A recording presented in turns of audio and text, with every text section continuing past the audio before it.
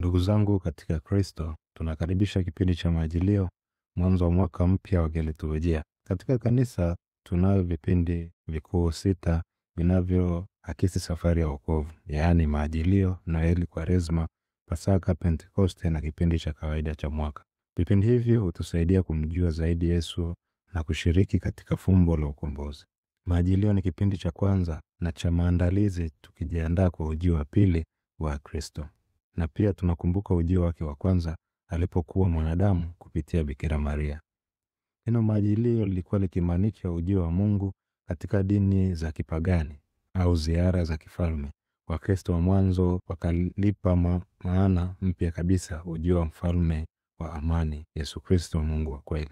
Kwetu Majilio ni muda wa kufungua mioyo yetu kumpokea Emanueli, Mungu pamoja nasi. Kipindi hiki kinadumu kwa majuma 4 na kimegawanyika katika sehemu kuu 2. Sehemu ya kwanza, ya Dominika ya kwanza ya Majilio hadi tarehe 16 Disemba. Hapa tunatafakari ujio wa pili wa Kristo. Mama Kanisa anatualika tusimame macho kiroho. Anatuambia, itengenezeni njia ya Bwana, yanyosheni mapito yake, Bwana yu karibu. Huu ni mwaliko wa kutubu, kusahihisha maisha yetu na kuishi kwa uadilifu, tukimngojea Bwana siku atakayokuja katika utukufu. Sehemu ya pili, yaani tarehe 17 hadi tarehe 24 Disemba. Katika siku hizi tunageukia ujio wa kwanza wa Kristo. Tunajiunga kiroho na Israeli wa Agano la Kale waliomsubiri mkombozi kwa hamu kubwa. Mama Kanisa anatualika tuangalie machozi ya mwanadamu asiyeokolewa, maumivu ya maisha yetu, na tumwone ndani yetu yule tuliyemngoja, yaani Yesu Kristo, mkombozi aliyeahidiwa na manabii. Ni kipindi cha kujiandaa moyoni, pia kusherehekea sikukuu ya Noeli, siku ambayo neno alifanyika mwili na kukaa kwetu. Kila tunapoanza kipindi chochote katika mwaka, hatufanyi kwa marudio.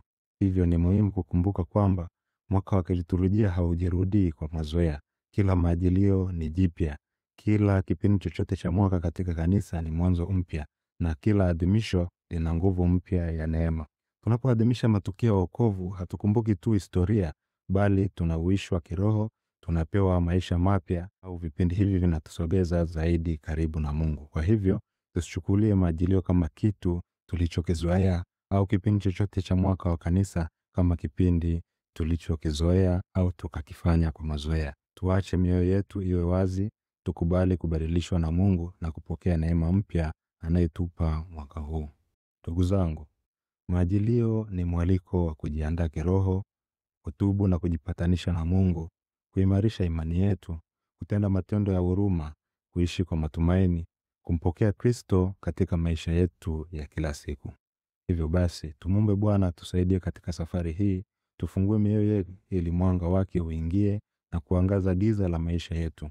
Kristo Emanueli, Mungu pamoja nasi, aje na kuzaliwa upya ndani ya mioyo yetu na familia zetu na jumuiya zetu. Tumsifu Yesu Kristo.